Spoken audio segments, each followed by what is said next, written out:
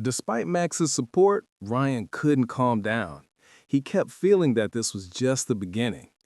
It was as if the city itself was playing a game with him, one that turned out to be much more dangerous than he'd imagined.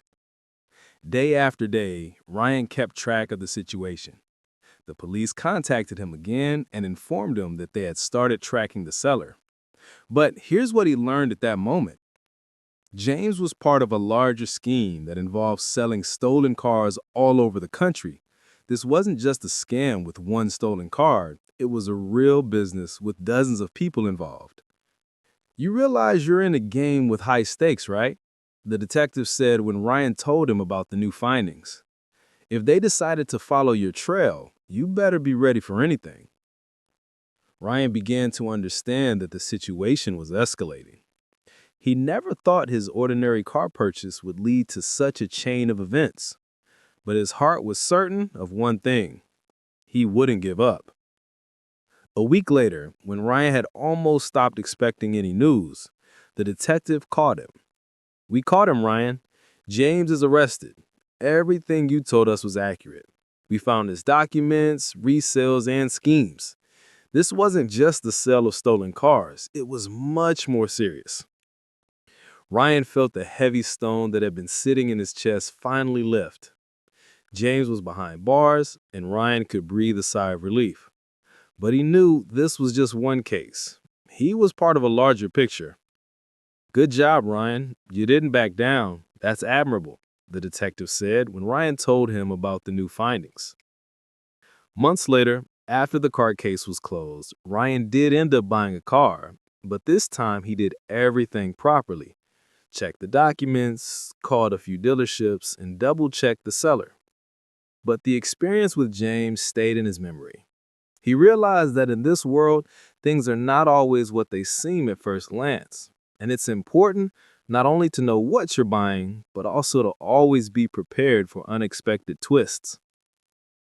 After the whole situation with James was over, Ryan felt like his life had changed a little. It was one of those cases where, after an event, you start looking at things differently. What seemed like a simple car purchase ended up being a roller coaster of nerves, sleepless nights, and anxiety. But the most important thing Ryan realized was that in a world full of deception and manipulation, you need to be twice as careful and always keep your guard up. His friends, knowing how close this situation came to ending badly for Ryan, joked, "Now you just need to hire a lawyer with the car for the worst case." Yeah, and maybe buy a bulletproof vest. Ryan laughed, but despite the jokes, he was grateful to have people in his life who supported him through such a tough situation. It was Max, his old friend who had worked at a car dealership for many years, who turned out to be the person who saved the day.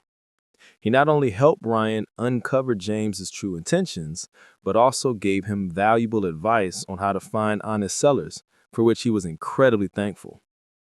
"You realize if it weren't for me, you could have been facing even more problems," Max said, as though it were the most obvious thing in the world. "I realized it already, Max. You reminded me not to trust everything at face value," Ryan replied, enjoying the moment when his life was slowly returning to normal. Over time, Ryan started trusting only verified channels, and not only did he save time, but he also saved money. Reflecting on what had happened, he became more cautious with his decisions. He no longer took things at face value. He started checking everything, from documents to the car's history. After the incident with James, his approach to purchases changed completely. Buying a car was no longer something he could decide in one day. Instead, he began thoroughly studying the market, comparing prices, and taking his time. He knew he might encounter scammers, and now he was prepared for it. His choice eventually fell on another car. After several days of searching and numerous calls, Ryan finally found the perfect option. It wasn't the newest model, but the car was in excellent condition, with real documents and an honest seller. He sighed with relief and finally bought what he had been dreaming about for so long. "You know, Max, I think I've become a little more cautious after that whole James thing. Ryan admitted while sitting behind the wheel of his new car. Max laughed. Well, at least now you've learned to think before acting. That's already a win. A few months later, after everything in his life had settled, Ryan learned that James wasn't the only scammer in the car market.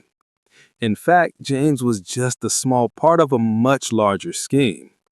It turned out that there was a whole network of scammers in New York who were dealing with the resale of stolen cars.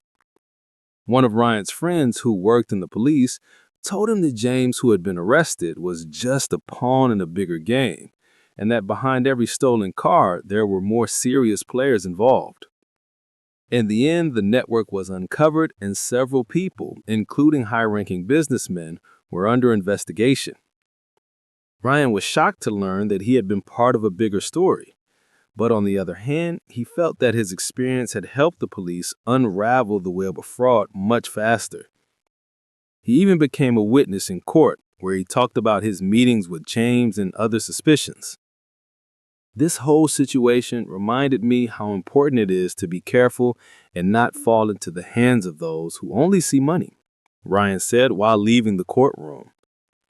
Over time, Ryan became somewhat well known among his friends and acquaintances as someone who could give the right advice when it came to buying a car. He often heard from others, "If Ryan bought a car, then you definitely know how to do it right." Laughing, he would reply, "Yeah, I guess I'm now an expert on car market scammers." But jokes aside, he truly understood the most important thing. His decision to take his time, thoroughly check everything, and never trust anyone blindly made his life much safer. He no longer took risks and always approached every decision with reason. Ryan understood that nothing is as cheap as it seems, and even if something appears harmless at first, it's important to look at who and what is behind it. Whatever you do, always remember, not everything that glitters is gold. So Ryan's story isn't just about buying a car. It's a lesson that might save you if you ever find yourself in a similar situation.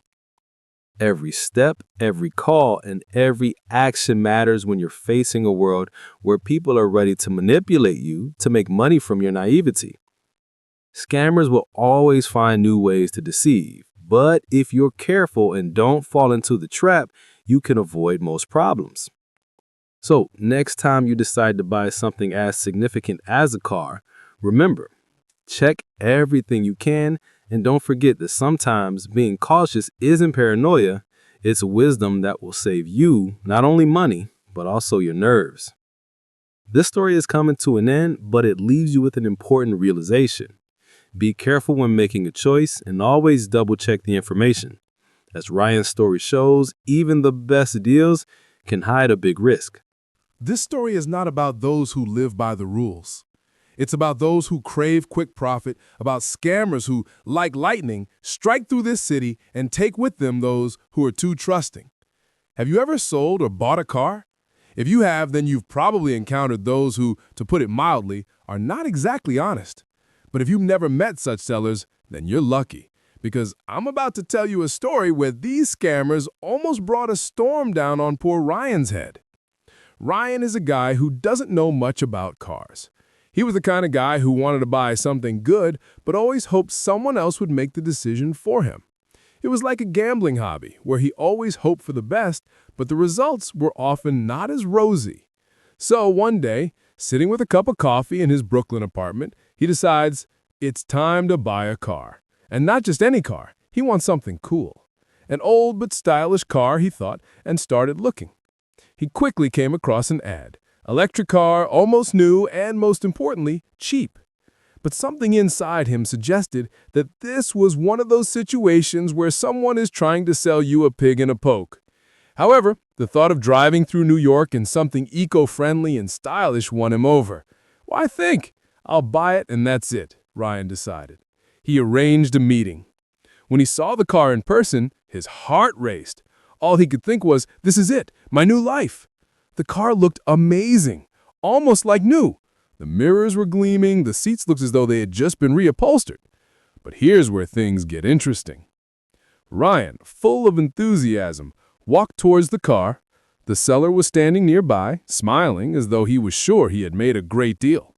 His name was James, and he looked like a typical used car salesman. Stylish suit, a slightly odd smile, and of course, the perfect way of speaking that made you believe every word he said. "This car is in excellent condition, man," James said confidently, pointing to the hood. "It may be a little old, but the battery was recently replaced. Everything works like new. Price? Well, let's just say you won't find anything like it at this price in New York." Ryan felt his heart beat faster. The price was indeed low, much lower than the market price, and that always made him wary. But he was determined. "Come on, Ryan, this is your chance. You've always wanted something eco-friendly and stylish. Everything will be fine," he kept repeating to himself, trying to convince his inner voice not to listen to the warning signals. James, seeing that Ryan was interested, started leading him to the car. "This little car is a find. You won't regret it. I've had many like this, but this one is especially good." Ryan inspected the car, trying not to let his emotions take over. Everything looked fine on the outside. Light lacquer, almost new tires. Even the interior seemed like it came straight from the showroom. But here's where things get interesting. Ryan, full of enthusiasm, walked towards the car. The seller was standing nearby, smiling as though he was sure he had made a great deal. His name was James, and he looked like a typical used car salesman. Stylish suit, a slightly odd smile, and of course the perfect way of speaking that made you believe every word he said. "This car is in excellent condition, man," James said confidently, pointing to the hood. "It may be a little old, but the battery was recently replaced. Everything works like new. Price? Well, let's just say you won't find anything like it at this price in New York." Ryan felt his heart beat faster. The price was indeed low, much lower than the market price, and that always made him wary. But he was determined. "Come on, Ryan, this is your chance. You've always wanted something eco-friendly and stylish. Everything will be fine," he kept repeating to himself, trying to convince his inner voice not to listen to the warning signals. James, seeing that Ryan was interested, started leading him to the car. "This little car is a find. You won't regret it. I've had many like this, but this one is especially good." Ryan inspected the car, trying not to let his emotions take over. Everything looked fine on the outside. Light lacquer, almost new tires. Even the interior seemed like it came straight from the showroom. But, like any reasonable person, he decided to double-check everything that could be wrong. "Can I see the car's documents?" he asked, already sensing that James was starting to get nervous. "Documents? Oh, of course. I'll bring them right now," the seller replied, walking towards his van where Ryan thought he saw some kind of mess. He returned a couple of minutes later and handed over a few sheets of paper. Ryan studied them carefully, but immediately noticed that something was off. There was no clear service history for the car, and the documents seemed somewhat forged, just printed files without stamps or signatures. "Hey, James, are you sure everything's okay with the papers?" Ryan asked, trying not to reveal his doubts. The seller Guinness quickly smiled. "Oh, sometimes documents get lost or some small details are missing, but the car is the most important thing, right? And you'll definitely like it." But at this point, despite his internal struggle, Ryan started to have doubts, and he was right to do so. Ryan decided not to rush into the purchase. He thanked James for the meeting and drove home. But one thought kept bothering him. Something's not right here. He took the path that had saved him from poor decisions before. He asked his friend Max, who worked at a car dealership, for advice. Max, like any professional, immediately noticed what was wrong with the car.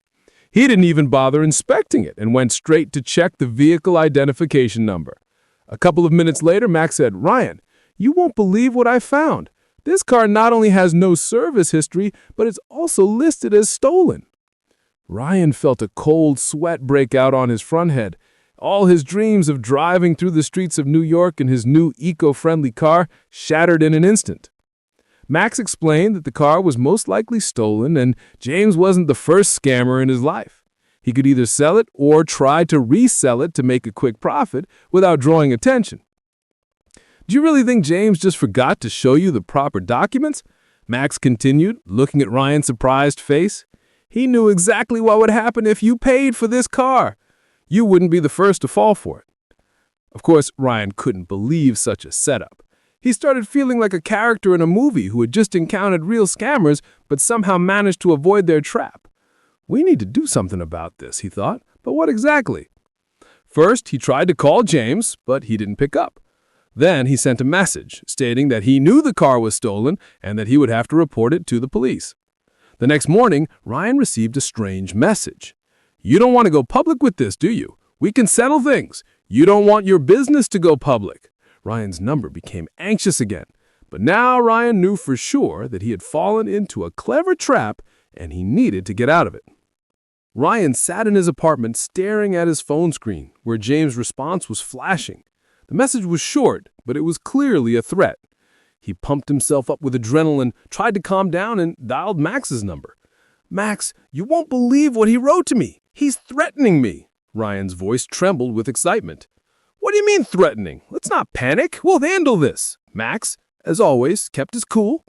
Ryan decided not to waste any time. He knew that without his involvement, the situation would only get worse.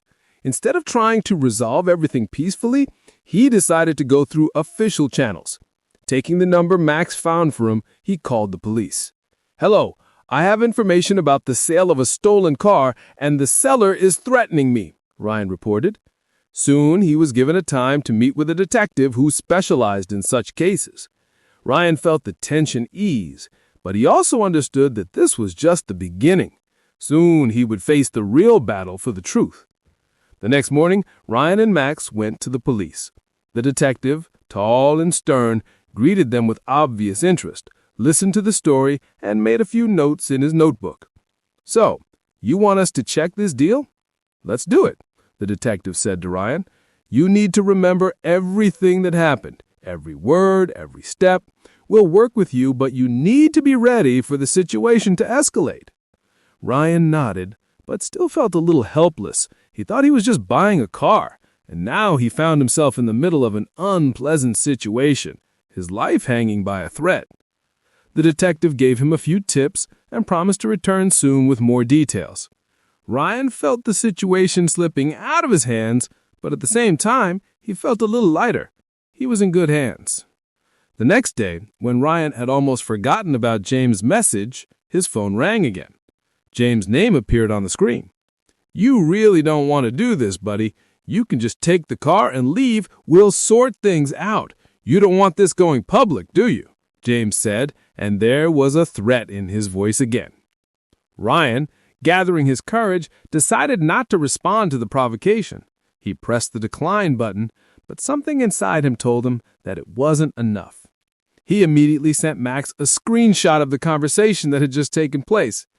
This guy won't stop until we go all the way. The police definitely need to get involved, he texted Max. Max, as always, was more optimistic, but it was clear that his concern was also growing. Don't worry. If we bring in the police, they'll take care of it. The main thing is to keep your cool.